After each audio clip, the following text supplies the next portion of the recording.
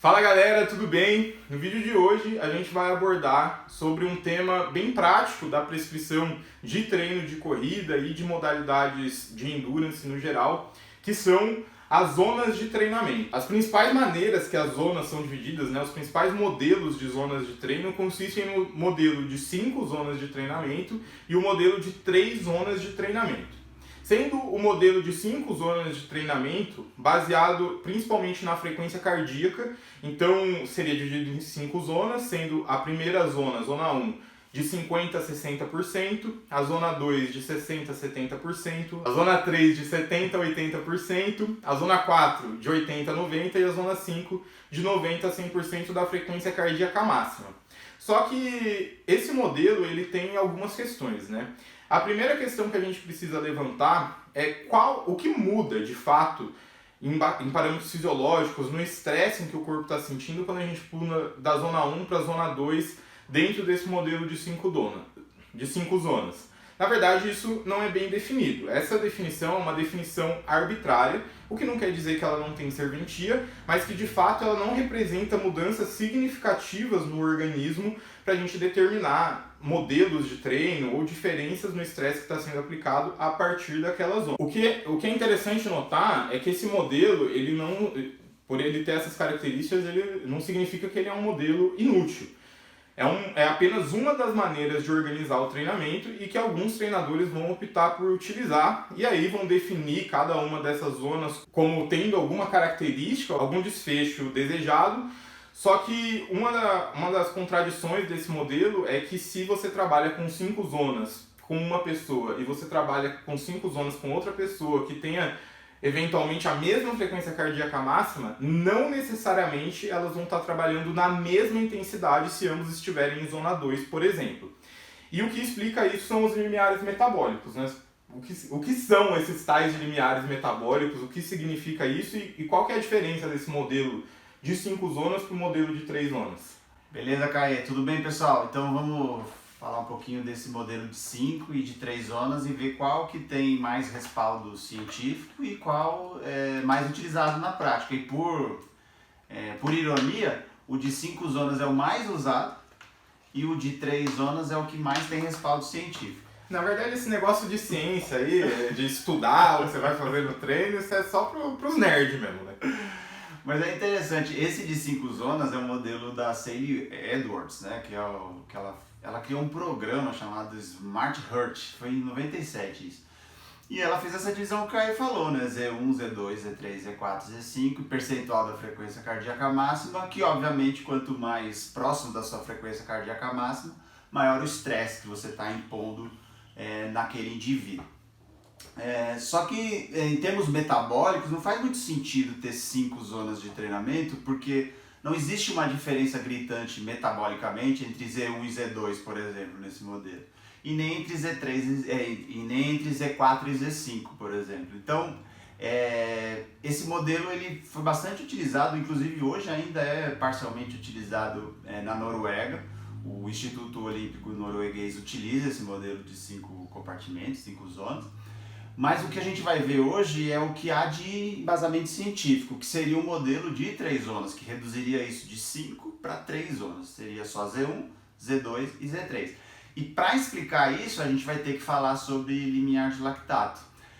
Por quê? Porque os limiares de lactato são o padrão ouro, Já está o plural também. Os limiares de lactato eles são utilizados como padrão ouro para determinar zonas de treinamento. Então, se você quiser saber com precisão qual é a zona de treinamento que você vai fazer, você deveria fazer a medida dos limiares de lactato. Então, a gente vai trabalhar com 2 limiares de lactato. Eu vou explicar rapidamente o que é o primeiro limiar de lactato e o que é o segundo limiar de lactato. Então, imagine o seguinte, quando você está em repouso, a sua concentração de lactato no sangue é perto de 1 milimol. Até em alguns vídeos a gente já falou isso. Se eu for aumentando a intensidade de corrida, nas intensidades mais leves, nos ritmos mais leves, bem provável que o seu lactato permaneça igual, fique próximo ao repouso. Vai ter uma velocidade, um ritmo de corrida, em que, uma vez que você entrou nesse ritmo, as suas concentrações de lactato vão ter que aumentar no sangue, elas vão aumentar no sangue, né? E isso vai pular de 1 para 1,5, 2, por exemplo, vai ter um salto nessa concentração de lactato. Quando isso acontece, a gente fala que essa é a velocidade do primeiro limiar de lactato. Se você continuar aumentando o ritmo, esse lactato agora ele começa a aumentar proporcionalmente à intensidade de corrida. Só que vai chegar um segundo momento onde você vai aumentar a corrida, a velocidade de corrida, e essa concentração de lactato ela vai aumentar muito desproporcional, ela vai dar um aumento abrupto, muito grande. E isso é chamado de segundo limiar de lactato. Então perceba que se eu for medindo a concentração de lactato em função da intensidade de corrida, eu vou ter 2 pontos ali onde vai ter mudanças muito significativas na produção e eliminação desse lactato. E é justamente nesses 2 limiares que se divide as zonas de treinamento. Então, o que seria a Z1 no modelo de 3 zonas de treinamento? Toda e qualquer intensidade que seja realizado no primeiro limiar para baixo. Então, por característica, seria uma intensidade onde não haveria acúmulo de lactato. O que seria a Z2? Toda e qualquer intensidade, treino realizado entre o primeiro e o segundo limiar de lactato, onde vai haver uma certa produção de lactato, mas essa produção não é abrupta e você consegue, de certa forma, equilibrar a produção e remoção. Então, o lactato ele fica acima do repouso, mas ele está em equilíbrio, né? Não há mudanças significativas. E no Z3, que seria você estar acima do segundo limiar, aí sim você teria um acúmulo progressivo de lactato e você não conseguiria sustentar por muito tempo. Então, o modelo de 3 zonas, ele é cientificamente mais embasado porque ele é baseado numa medida fisiológica, que é o lactato, que determina se há ou não, determina o grau de perturbação metabólica que está acontecendo naquele exercício. Uma coisa interessante de se notar também é que esses limiares, eles são móveis, né? Então, eles são passíveis de alteração com o treinamento, o que quer dizer que uma pessoa que treina, que é mais treinada, que está mais condicionada, os limiares delas vão estar mais para cima no gráfico. Vocês vão estar olhando na tela aí. Isso significa, na prática, que ela precisa de uma carga externa, né? Ela precisa estar numa velocidade mais alta, numa intensidade mais alta, para atingir esse ponto de disrupção em que tem uma grande mudança em termos fisiológicos ali no organismo. Diferente do modelo de 5 zonas que não leva isso em consideração. Então, quando eu disse que 2 pessoas podem estar trabalhando em intensidades diferentes, mesmo na mesma zona, dentro do modelo de 5 zonas, significa que na zona 2, por exemplo, lembra lá, 2 pessoas, as 2 em zona 2. A pessoa que é mais treinada, ela pode estar dentro desse modelo fisiológico de 3 zonas na zona 1, onde ela tem um maior equilíbrio dessa produção de lactato e ela está trabalhando, propriamente dito, numa intensidade relativa menor. Enquanto uma pessoa menos treinada, também trabalhando em zona 2, no mesmo percentual da frequência cardíaca máxima, mas que o limiar de lactato dela, o primeiro limiar no caso, ele está mais para baixo, ela começa a produzir lactato numa velocidade menor, em zona 2 talvez ela já esteja trabalhando no que no modelo de 3 zonas significa a zona 2, que ela tem uma produção de lactato mais elevada, ela se encontra dentro daquela intensidade num estresse maior para o organismo dela e que muda a característica do treino propriamente dito, porque a principal razão, né, para a gente dividir o treinamento em zonas é para a gente conseguir trabalhar os parâmetros fisiológicos que a gente quer dentro do momento que a gente quer da periodização, esperando um desfecho específico. Então, se 2 pessoas estão trabalhando com perturbações metabólicas diferentes, mas elas estão teoricamente na mesma intensidade, se torna um problema para o treinamento. Se torna uma maneira de individualizar um pouco mais o treinamento também, trabalhando com 3 zonas, porque você leva em consideração de fato o ponto que aquela pessoa com aquele nível de treinamento tem essa disrupção. Agora, uma questão que me fica é se eu preciso, para utilizar o modelo de 3 zonas, ir num laboratório, fazer um teste incremental, colher o lactato sanguíneo, para saber quando isso acontece, ou se existe uma maneira prática que a gente consiga de fato aplicar na prescrição de treinos, de determinar ou de estimar aonde encontram-se essas 2 zonas para a gente fazer a divisão das 3 zonas. Tem? Vamos ver. Tem. Tem que ter, né? Tem que ter, pô. Bom, então vamos lá. Será que é preciso mesmo ir para um laboratório e fazer testes de lactato para fazer o teste de limiar de lactato para saber as 3 zonas de treinamento? Então, a resposta que eu daria é assim: se você tem acesso fácil a um laboratório, a um lactímetro, que o investimento atual não é tão alto, está na casa de, assim, para uma assessoria talvez não seja tão alto, 2, 3 mil reais se compra um bom lactímetro, tem um gasto com fitas, mas enfim, é um investimento possível de ser feito, assim, não é nada muito absurdo.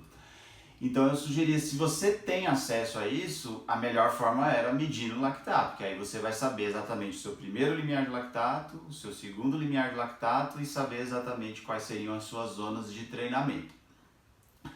Mas não tendo acesso a isso, você pode se valer de outros parâmetros. Então, existem várias formas indiretas de se fazer estimativas do primeiro e do segundo limiar de lactato, usando frequência cardíaca, usando a própria percepção de esforço.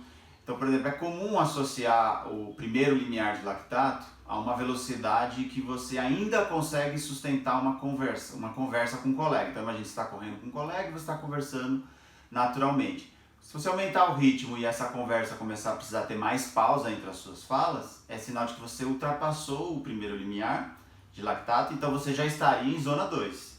Então um bom marcador entre zona 1 e zona 2 na prática é se eu consigo ou não manter uma conversa fluida, né? Sem muitas pausas entre as palavras. O segundo limiar, ele também pode ser feito a partir dessa conversação, então quando você começa de fato a ter que deixar de falar, você precisa se concentrar mais no exercício, então nem com pausa mais você consegue falar, teoricamente é uma indicação de que você entrou na zona 3, você passou o segundo limiar. Então em termos práticos você pode, por observação, saber se você consegue ou não manter uma conversa. Você pode usar a escala de Borg, a percepção de esforço, que vai de 6 a 20. Vai de 6 a 20, e aí você teria como referência ali, o primeiro limiar acontece entre 9 e 11 na escala de Borg, então se você tiver uma percepção de esforço correspondente a 9, 10 e 11, você estaria transitando, já passando ali para a zona 2, saindo da zona 1 e entrando na zona 2. E entre 13 e 15, você já estaria transitando da zona 2 para a zona 3. Essa é uma outra forma. Uma forma que a gente utiliza no nosso projeto, que a gente prescreve treino, é algo um pouco mais simples, que é você saber estimar a velocidade que a pessoa consegue sustentar numa maratona e a velocidade que a pessoa sustenta numa prova de 10 km. Se você não precisa necessariamente ter feito uma maratona e ter feito uma prova de 10 km para saber. Basta você ter uma prova realizada, por exemplo, fiz uma prova de 5 km.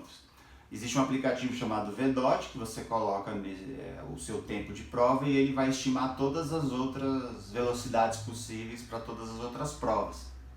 E aí a gente usa como referência de primeiro limiar a velocidade possível de maratona e como referência de segundo limiar a velocidade possível de 10 km. Então existem maneiras indiretas de se fazer isso.